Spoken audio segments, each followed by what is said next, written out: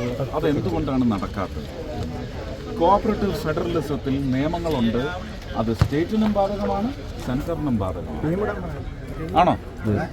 അപ്പോൾ ഇനിയിപ്പോൾ എന്നോട് ഒരു ആവശ്യമാണ് വെച്ചതെങ്കിൽ ഇതിന് ഉത്തരം കൂടി പറഞ്ഞിട്ട് ആ ആവശ്യം വീണ്ടും മുന്നോട്ട് വയ്ക്കും. പറ്റുമോ? തീർച്ചയായിട്ടും. എന്തുകൊണ്ടാണ് PT ഉഷ കൊടുത്ത കാശ് ഉപയോഗിക്കാത്തത്? കസ്റ്റോഡിയൻ നെട്ടിശ്ശേരിയിൽ കസ്റ്റോഡിയൻ, അതാണ് അത് കോഓപ്പറേറ്റീവ് ഫെഡറലിസത്തിന്റെ ഭാഗമാണ്. It is A rule which cannot be broken in any critical situation unless there is an amendment. ആ അമെൻമെന്റ് വരണം. അത് സ്റ്റേറ്റിന് സാധകമാക്കാനായിട്ടൊരു അമെൻമെന്റ്.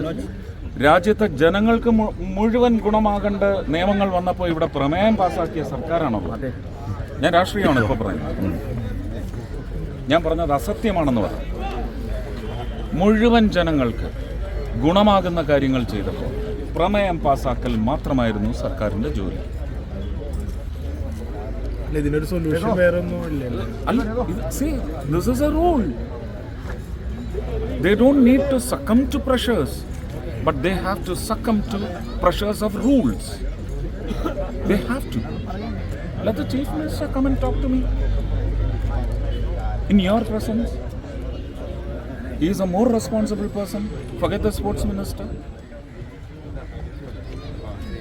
അല്ല, ഞാൻ MP ആയി വന്നാൽ ഉറപ്പായിട്ടും ഞാൻ ഇതിന് മുഴുവൻ കാശും 2 വർഷത്തെ ഫണ്ടിൽ നിന്ന് വേണമെങ്കിൽ തരാം. 2 വർഷത്തെ 5 10 കോടിയും ഞാൻ തരാം. നിയമം അനുസരിച്ച് വരുമോ? നെട്ടിശ്ശേരിയിൽ ഒരു റോഡിന് 18,70,000 രൂപ കൊടുത്തു. ചെയ്യാൻ പറ്റില്ല എന്ന് പറഞ്ഞു. എന്തുകൊണ്ടാണോ അറിയാം? അത് ദേവസ്വത്തിൻ്റെ ഭൂമിയാണ്. അതിലേക്കൂടെ MP ഫണ്ടിൽ നിന്ന് റോഡ് ചെയ്തുകൂടാണ്. ആ റോഡ് മാത്രം ഒഴിവാക്കി അവിടുത്തെ കൗൺസിലർ റോഡ് ഇപ്പോൾ പണിഞ്ഞുകൊണ്ടിരിക്കുകയാണ്. ആ റോഡ് മാത്രം ഒഴിവാക്കി. അപ്പം ഞാൻ തിരിച്ച് കളക്ടറോട് ചോദിച്ചത്, അങ്ങനെയാണെങ്കിൽ പിന്നെ ദേവസ്വത്തിന് ആ ഗേറ്റ് ഇട്ട് ആ റോഡ് അടയ്ക്കാമല്ലോ അല്ലേ? പോലീസ് വണ്ടികളൊന്നും വിയ്യൂരിലേക്ക് ആ കുറുക്ക് വഴിയിലൂടെ പോകണ്ടല്ലോ അല്ലേ? ഈ ചോദ്യത്തിന് മറുപടി ഉണ്ടോ? ജനങ്ങളുടെ ആവശ്യത്തിനാണ് ഇതെല്ലാം. ഇതും ജനങ്ങളുടെ ആവശ്യത്തിനാണ്. നിയമങ്ങൾ എല്ലാവർക്കും വേണ്ടി ഉണ്ടാക്കിയതാണ്. ആ നിയമപാലനം നടത്തിക്കൊണ്ട് ഇത് അനുവദിക്കണം. അതാണ് കോർപ്പറേഷനോ അല്ലെങ്കിൽ സർക്കാരോ ചെയ്യേണ്ടത്. ചെയ്യട്ടെ. ഞാൻ പറഞ്ഞില്ലേ, ഇനിയും PT ഉഷയെ കൊണ്ട് ആ കാശ് ഇടിക്കാം. ഞാൻ 2 വർഷത്തെ മുഴുവൻ കാശ് നിന്ന് തരാം. Very good. ഇനി അതല്ലാതെ MP ഫണ്ട് അല്ലാതെ സ്പോർട്സ് വകുപ്പിലൂടെ അല്ല, അപ്പൊ പിന്നെ എൻ്റെ അടുത്തൊന്നും ആരും എനിക്ക് മറുപടി പറയാതെ പോകാനൊക്കെ.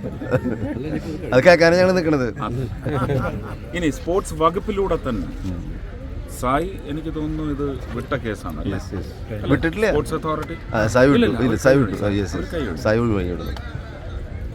സ്പോർട്സ് മിനിസ്ട്രിയിൽ നിന്ന് എന്തെങ്കിലും ഞങ്ങളുടെ ഒന്നും പങ്കുചേരലില്ലാതെ ഗവൺമെൻറ്റൽ ബഡ്ജറ്റിങ്ങിൽ കൊണ്ടുവന്ന് ഇതിനൊരു കണ്ടെത്തൽ നമുക്ക് സാധിക്കുമെങ്കിൽ അതിനും ശ്രമിക്കും.